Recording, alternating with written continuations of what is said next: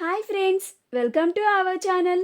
Brahmamudi serial next ఎపిసోడ్లో ఏం జరగబోతోందో ఈ వీడియోలో చూసి తెలుసుకుందాం.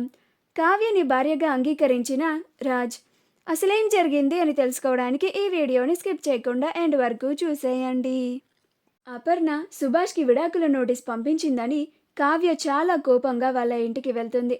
అక్కడికి వెళ్ళగానే కావ్య అపర్ణ మీద అరుస్తూ ఉంటుంది. అలా కావ్య కనకంని, అమ్మ ఈవిడ గారి సూట్ కేసుని వెంటనే సర్ది తీసుకురా అని అంటుంది. అప్పుడు అపర్ణ ఆశ్చర్యపోయి ఎందుకు అని అంటుంది. అప్పుడు కనకం, ఇప్పుడు ఆవిడ సూట్ కేసుని ఎందుకు సర్దమంటున్నావే అని అంటుంది. అప్పుడు కావ్య, అత్తయ్య మీరు ఇక్కడ ఉండద్దు, మీరు మీ ఇంటికి వెళ్ళిపోండి అని అంటుంది. అప్పుడు కనకం, అవ్వా ఆవిడ మీ అత్తగారే, మీ అత్తగారిని ఇంట్లో నుంచి వెళ్ళిపోమంటున్నావా అని అంటుంది. అప్పుడు అపర్ణ, వచ్చిన దగ్గర నుండి చూస్తున్నాను, పోనీలే నా కొడలే కదా అని ఎన్ని అన్నా ఇందాక నుంచి మౌనంగా నుంచున్నాను, నన్నే ఇంట్లో నుంచి వెళ్ళిపోమంటావా, ఎంత ధైర్యం నీకు అని అంటుంది. అప్పుడు కావ్య, నాకు అంత ధైర్యం లేదత్తయ్య, కానీ మిమ్మల్ని ఇలా అనక నాకు తప్పడం లేదు అని అంటుంది. అప్పుడు అపర్ణ, అసలు నేను ఇదంతా ఎవరి కోసం చేస్తున్నాను? నీ మొగుడి కోసం, నీకోసమే కదా. మీ ఇద్దరి కాపురాన్ని చక్కా పెట్టడానికే కదా నేను అక్కడ అంత పెద్ద ఇల్లుని, అంత పెద్ద కుటుంబాన్ని వదిలి, ఆఖరికి నా మొగుడిని కూడా వదిలేసి వచ్చి ఇక్కడ ఉంటున్నాను, కేవలం మీ కాపురాన్ని చక్కబెట్టడానికే. ఇప్పుడు అదే ప్రయత్నంలో మా మా ఆయనకి విడాకుల నోటీస్ పంపించాను.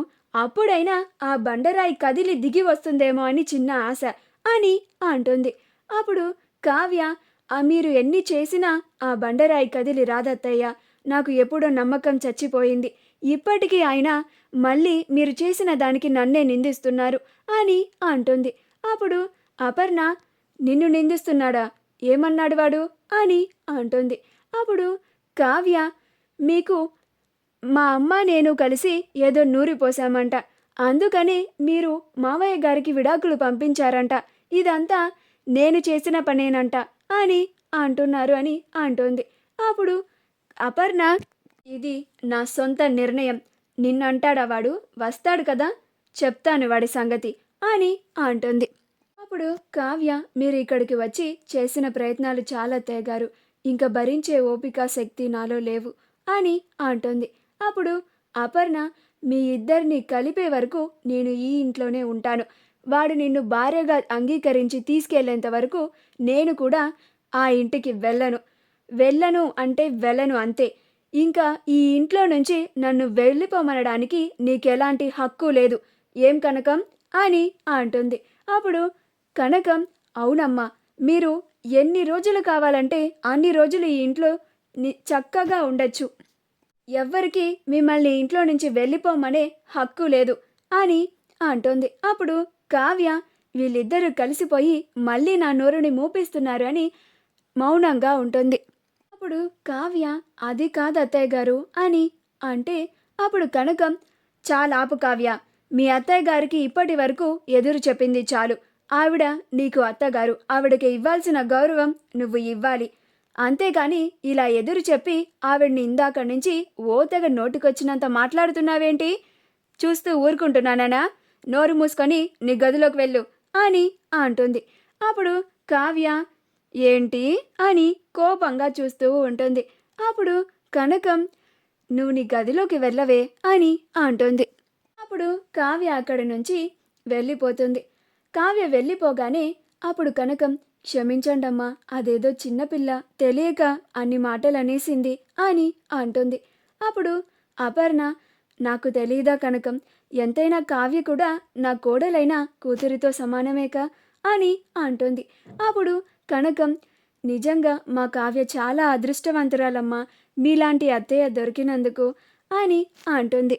అప్పుడు అపర్ణ, అది సర్లే కానీ నా కోసం తీసుకొచ్చిన లెమన్ జ్యూస్ని నువ్వే నేలపాలు చేసావు, నాకు వెంటనే తీసుకొనిరా అని అంటుంది.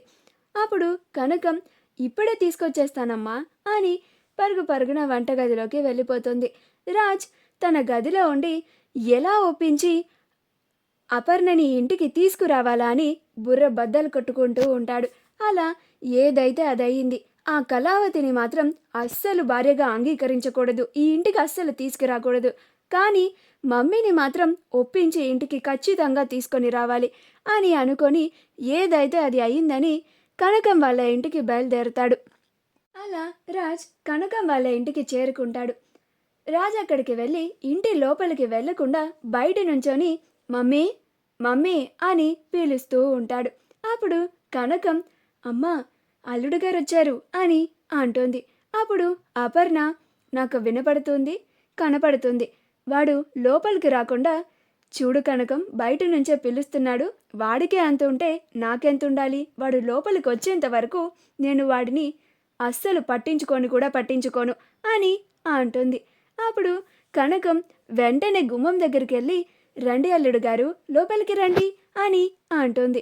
అప్పుడు రాజ్ నేను మీ ఇంట్లో అడుగు పెట్టను, మా మమ్మీని నాతో పంపించేస్తే నేను ఇక్కడి నుంచి వెళ్ళిపోతాను అని అంటాడు. అప్పుడు కనకం అమ్మా అల్లుడు గారు మిమ్మల్ని తీసుకెళ్ళడానికి వచ్చారంట అని అంటుంది. అప్పుడు అపర్ణ వాడు అక్కడే ఉండి మాట్లాడతాడా లేక లోపలికి వచ్చి మాట్లాడేది ఏమన్నా ఉందా అని అంటుంది. అప్పుడు రాజ్ నేను లోపలికి రాను మమ్మీ, నువ్వే బయటికి వస్తే మనిద్దరం కలిసి మన ఇంటికి వెళ్ళిపోదాం అని అంటాడు. అప్పుడు అపర్ణ నన్ను తీసుకెళ్ళడానికి వచ్చాను అంటున్నాడు, కనీసం లోపలికి కూడా రాకుండా మాట్లాడుతున్నాడు, నేను వాడితో అస్సలు రానని చెప్పు కనకం అని అంటుంది. అప్పుడు రాజ్ మమ్మీ అని అనుకుంటూ లోపలికి వెళ్ళి రా మమ్మీ మనం ఇంటికి వెళ్ళిపోదాం, ఇప్పటికే నువ్వు ఇక్కడ ఉన్నన్ని రోజులు ఇక్కడ ఉండి చేసిన పనులు చాలు మమ్మీ, ఇప్పటికే ఈ క్యాన్సర్ కనకం ఆ కళావతి ఇద్దరు కలిసి నీ బుర్రని పాడు చేసి నీ చేతనే డాడీకి విడాకుల పత్రాలు పంపించేలాగా చేశారు, నువ్వు ఇంకా ఒక్క క్షణం కూడా ఈ ఇంట్లో ఉండడానికి వీల్లేదు మమ్మీ, పద మన ఇంటికి వెళ్ళిపోదాం అని అంటాడు. అప్పుడు అపర్ణ నేను నీకు పద్దాకా చెప్పాల్సిన అవసరం లేదనుకుంటా, మన ఒప్పందం నీకు గుర్తుంది అని అనుకుంటున్నాను రాజ్ అని అంటుంది. అప్పుడు రాజ్ ఏంటి మమ్మీ నువ్వు, నేను ఆ కళావతిని భార్యగా ఒప్పుకునేది అస్సలు జరగదు అని అంటాడు. అప్పుడు అపర్ణ అయితే నేను కూడా నీతో రావడం అనేది అస్సలు జరగదు అని అంటుంది.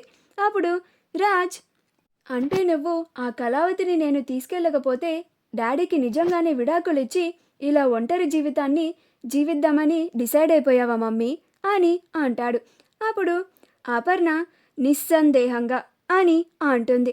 అప్పుడు రాజ్ నీకోసం డాడీ కోసం మీరిద్దరూ కలిసి ఉండాలి అని ఒప్పుకుంటున్నాను అని అంటాడు. అప్పుడు అపర్ణ కనకంలో ఇద్దరు ఆశ్చర్యపోతారు. ఆశ్చర్యపోయి ఆనందపడుతూ ఉంటారు. మేం విన్నది నిజమేనా అని అనుకుంటూ ఉంటారు. మా వీడియో కనుక మీకు నచ్చినట్లయితే లైక్ చేయండి, షేర్ చేయండి, మా ఛానల్ని సబ్స్క్రైబ్ చేసుకోండి, పక్కనే ఉన్న బెల్ ఐకాన్ని క్లిక్ చేయడం మాత్రం మర్చిపోకండి.